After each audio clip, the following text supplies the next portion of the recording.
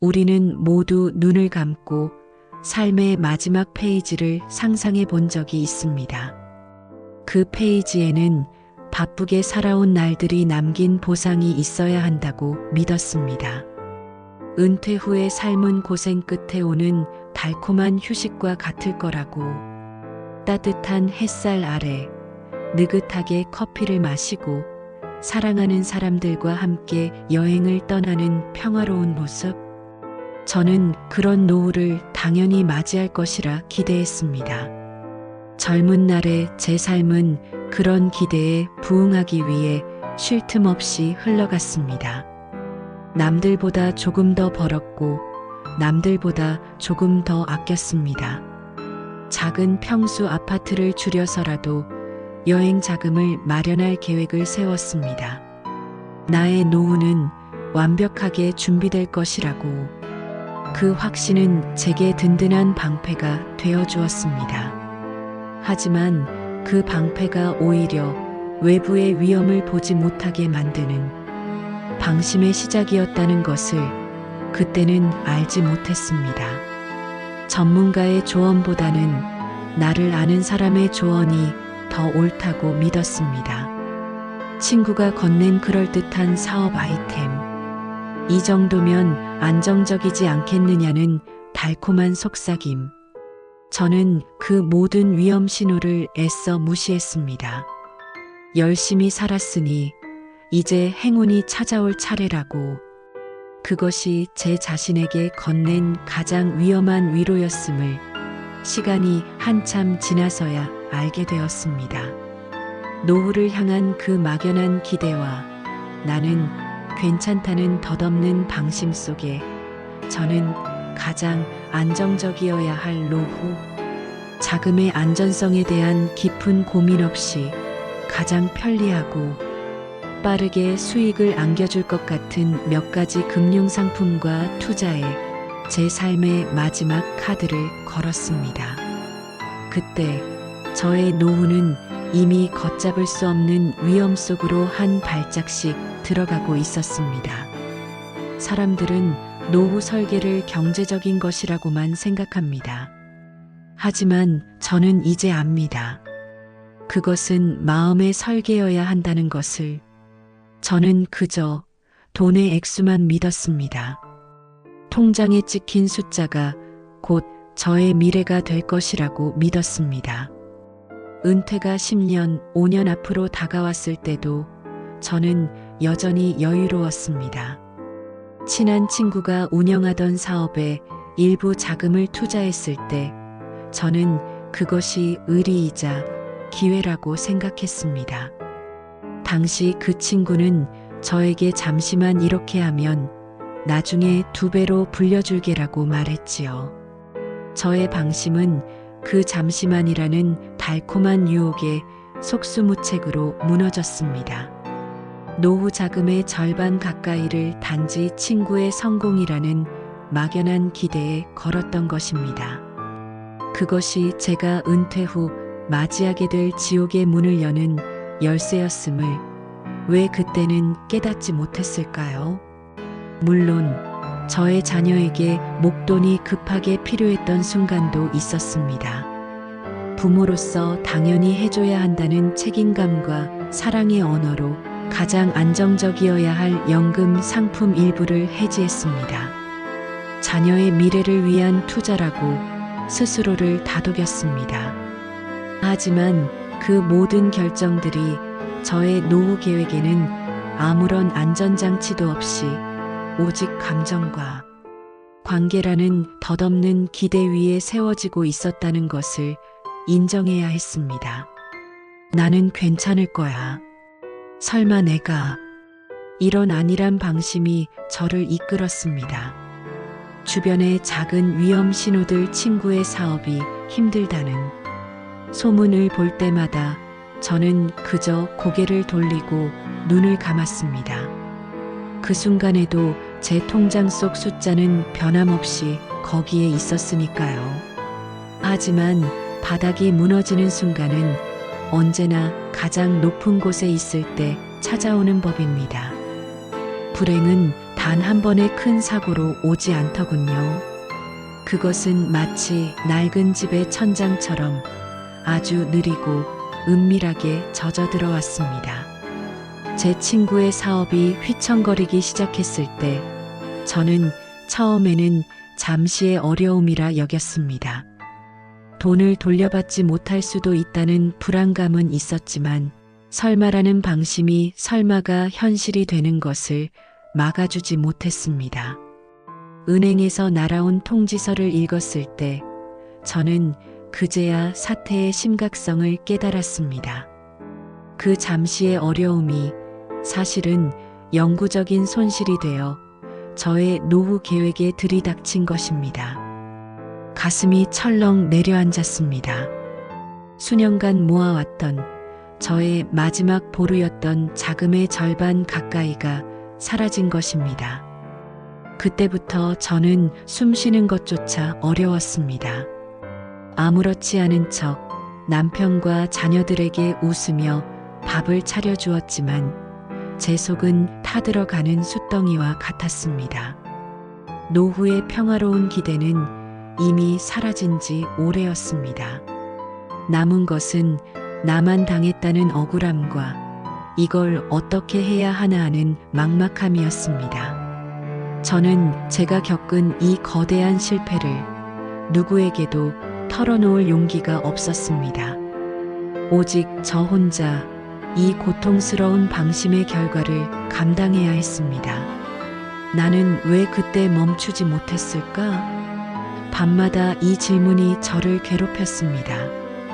그때 그 투자를 멈췄어야 했고, 그때 그 연금 해지를 막았어야 했습니다. 돌아갈 수 없는 과거 앞에서 저는 스스로를 가장 잔인하게 채찍질했습니다. 잠 못 이루는 밤은 길었고 저의 노후는 조용하지만 확실하게 무너져 내리고 있었습니다. 붕괴는 이미 시작되었습니다. 은행 애플리케이션을 열어 잔고를 확인하는 순간 저는 제 눈을 믿을 수 없었습니다. 숫자들은 잔인할 만큼 현실적이었습니다. 저의 마지막 희망이었던 남은 자금마저도 예상치 못한 투자 손실로 인해 빠르게 줄어들고 있었습니다. 손이 떨리고 심장이 멈춘 듯 했습니다. 이것이 바로 절망이었습니다.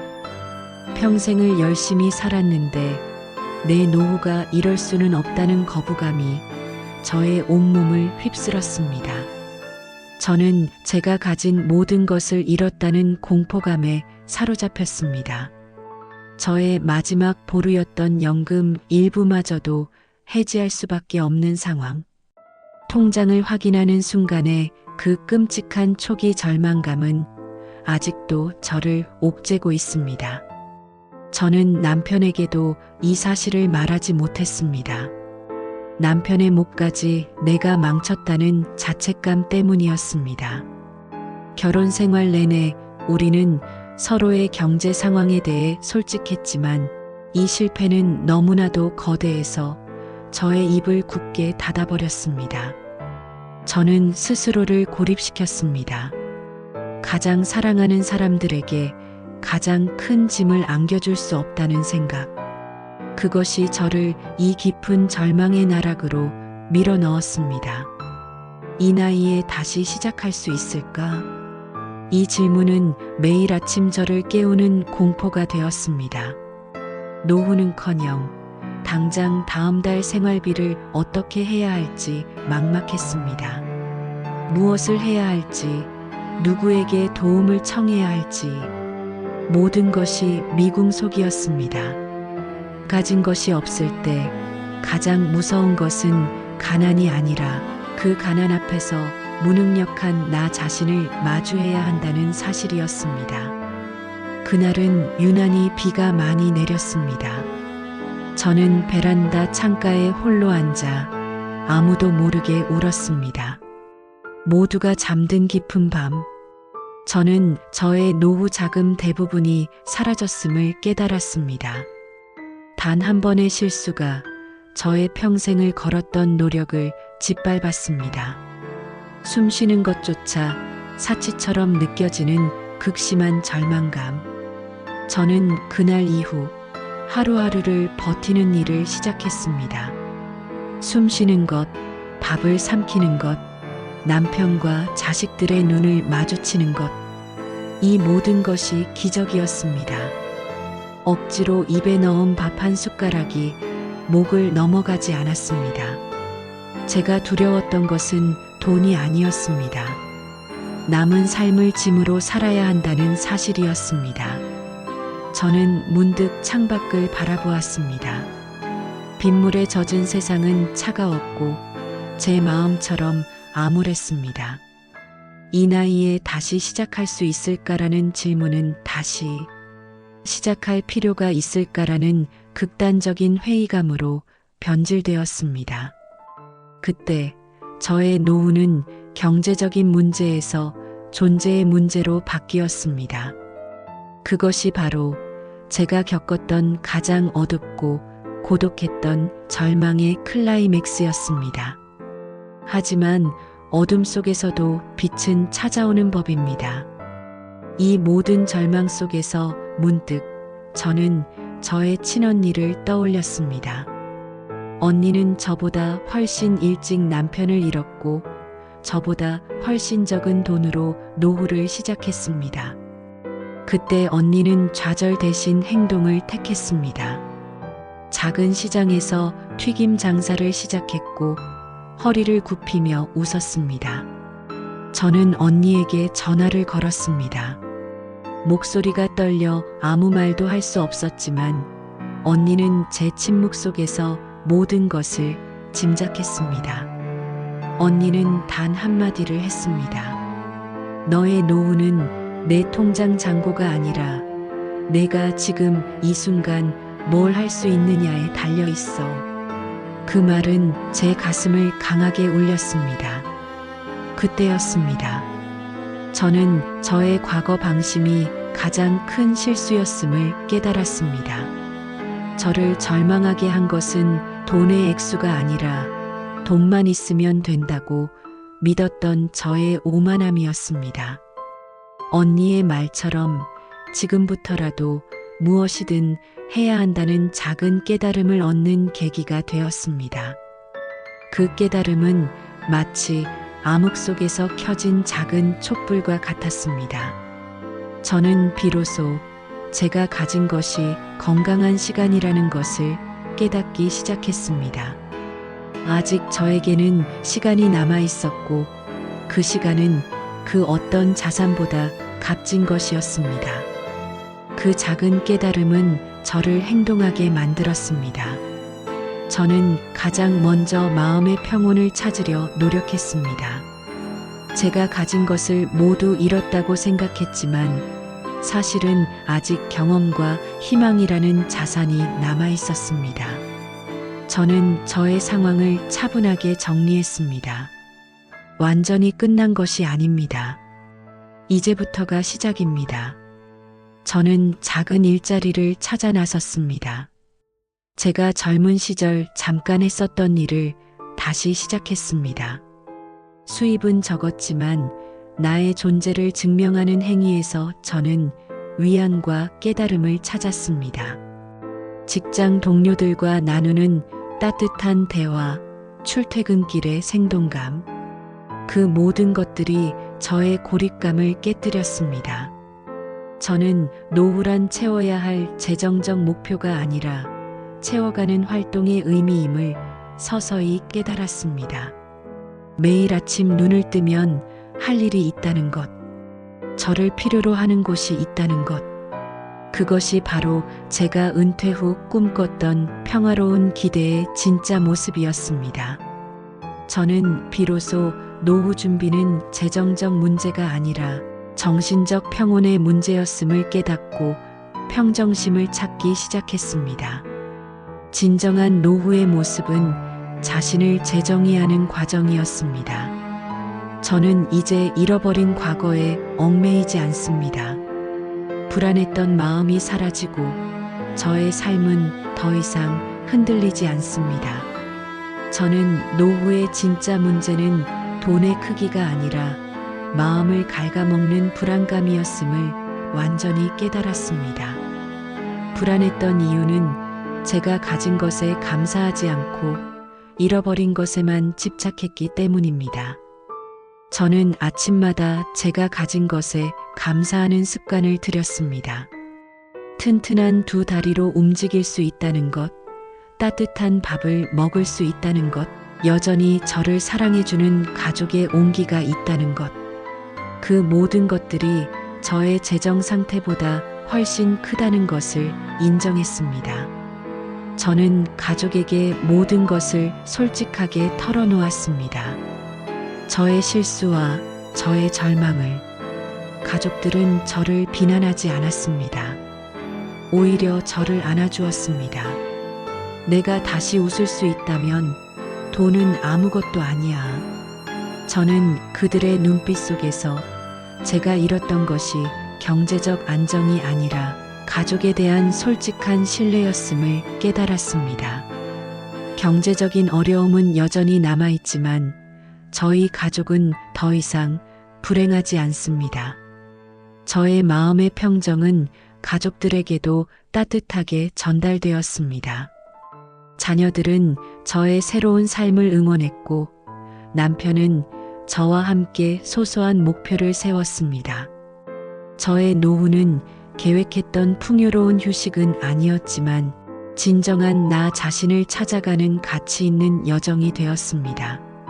저의 이야기는 어쩌면 많은 분들에게 고통으로 다가설 수 있습니다. 하지만 저는 이제 이 과정을 통해 돈보다 중요한 것을 배웠습니다. 노후란 100% 준비되는 것이 아니라 지금 이 순간을 100% 받아들여야 하는 것임을 깨달았습니다. 저는 더 이상 잃을 것이 없습니다. 저에게는 아직 제가 사랑할 수 있는 시간과 평온한 마음이 남아 있습니다. 이 긴 이야기 속에서 제가 가장 늦게 깨달은 것은 노후는 돈으로 준비하는 것이 아니라 마음으로 맞이하는 것이었다는 사실입니다. 지금 여러분이 어떤 상황에 있든지 스스로를 자책하지 마십시오. 모든 것은 지나가고 모든 절망 끝에는 반드시 깨달음이 있습니다.